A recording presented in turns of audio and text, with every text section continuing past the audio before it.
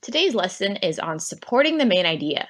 So you're reading a story and you think you've found out what the main idea is, what the story is all about, but how do you support your claim? How do you back up and find evidence?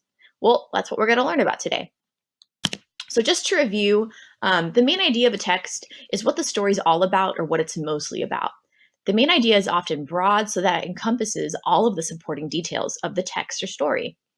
So basically, if you had to tell another person the main idea of what you're reading, it would likely be no longer than 1 to 2 sentences, and it would describe the who and the what of the story, okay? The who and the what. The details are going to provide the action, right?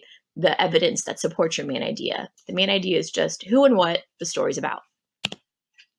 So to identify the main idea, a good way to begin is by looking at text features. What's the title? Are there illustrations? Are there subtitles? What is most prominent about the story? Are there any words that are repeated multiple times? And so for beginners, beginning readers, like I said before, we have them read each sentence and summarize it, and then we build our comprehension from there. So you start with sentence by sentence comprehension to figure out what the main idea of the sentence is, and then you build to 2 sentences. You read 2 sentences and tell me what the main idea of both those sentences are. And then 3 sentences. And pretty soon you're doing whole paragraphs, if not whole stories. For intermediate readers, we have you read the paragraph once to yourself and once aloud. And if you had to if you had to explain what the general idea was from the text to someone else, it's what you would say, all right? So if you're reading a story and someone comes up to you and they're like, hey, what's that book all about?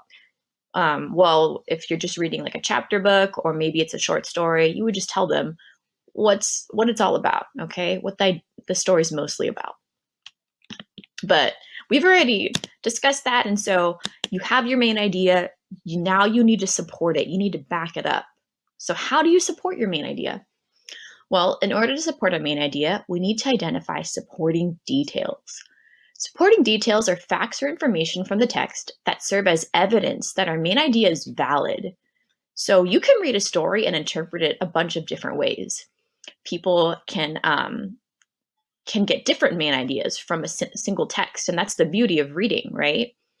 Now, just because you have one interpretation of the story doesn't automatically mean it's true. We have to find supporting details from the text, from the story, that help to preserve our main idea. So supporting details help us to explain our main idea. They help to prove our main idea, and they allow us overall to better understand the main idea. So that is what your supporting details should do. Okay, they should support the main idea. And so if you think of a diagram that would outline main idea and sentence detail, what that looks like, this is it. So the main idea is that overarching concept that encompasses all of the supporting details. And then the supporting details are like the legs of a table, right? They help hold the main idea up to scrutiny. And so ideally, if you want to have a really good main idea, you want to have 3 to 5 supporting details. All right, because that means you've thoroughly thought about your main idea. You have plenty of evidence to back it up. So if anyone says, that's not true or I disagree, you can tell them why. All right, you have supporting details, facts, and information that help prove or explain or illustrate or describe your main idea. So like I said, supporting details should relate to the main idea. If they don't relate in some way, or it doesn't strengthen your main idea, then it's not a good supporting detail. So as you're reading, supporting details can sometimes be, they can be examples, they can be definitions that help to strengthen the main idea. They can be comparisons and contrasts between other concepts and the main idea. They can be just a lot of different things, but they'll most likely show up as this, as examples, as definitions, as comparisons and contrasts with other information. So let's look at some examples. So we're going to find the supporting detail for this main idea, this topic sentence. The topic sentence is, the most important thing is drinking lots of water. So which two of these supporting details strengthens the main idea? Is it keeps you hydrated and helps your muscles, or it gives you a toy to play with? Which one makes sense? Which one strengthens the main idea and relates to it? It's the first one, of course. Water helps keep us hydrated. It helps with our muscles. Water doesn't necessarily give us a toy to play with. That one is a little more obscure. The first supporting detail is much more informative. It's much more evidence-based. And so we like that supporting detail for our topic sentence here. All right, winter is my favorite season.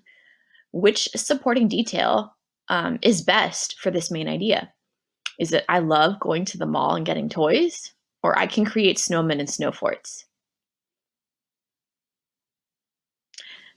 It's I can create snowmen and snow forts. It is on the topic of winter, and it helps to support why this person likes winter as their favorite season. It gives examples, okay, of what they do during winter. They create snowmen and snow forts. This one is a little more complex. So it gives us a bunch of information, and it's asking us now to separate or parse the information into which one is the main idea and which four are the supporting details. And this is a good example for thinking about main idea, because as you're reading, sometimes you'll be hit with like a lot of information, and it can be confusing to figure out, okay, what's the main idea? What's the supporting detail? But again, the main idea is broad enough to incorporate all of the other supporting details. Supporting details are often more specific, and main ideas are not as specific. So that's a really good hint for separating and figuring out what the main idea versus supporting details are. So on the right-hand side, I have here the different sentences, okay? My little brother only eats white bread. My little brother eats the same lunch every day. My little brother won't eat anything green. My little brother won't eat cooked vegetables. My little brother is a picky eater. So a few things are pretty, they stand out right away. So my little brother eats only white bread. That's really specific. So that has to be a main idea. My little brother won't eat anything green, and he won't eat cooked vegetables. Those are really alike, and they're very specific. And so they're also going to be supporting details. And then my brother eats the same lunch every day. Well, that could be a main idea, but when you look at the other one, my little brother is a picky eater. The picky eater comment or statement, it's broad enough to incorporate all of the other information. How do I know he's a picky eater? He only eats white bread. He eats the same thing every day. He won't eat anything green. He doesn't eat cooked vegetables. Okay? And so when you're deciding between two competing sentences to decide which one's the main idea and supporting detail, go with the broader statement. Eating the same thing for lunch every day is informative, but it doesn't incorporate eating only white bread or not eating vegetables, okay? Being a picky eater incorporates all of those ideas. So our answer would look like this. Main idea, my little brother's a picky eater. Supporting detail, he won't eat cooked vegetables. He doesn't eat anything green. He eats the same lunch every day, and he only eats white bread. That is a picky eater if ever I heard one. I hope that this was helpful for learning about supporting details, what they are, and how to differentiate or discern them in a passage.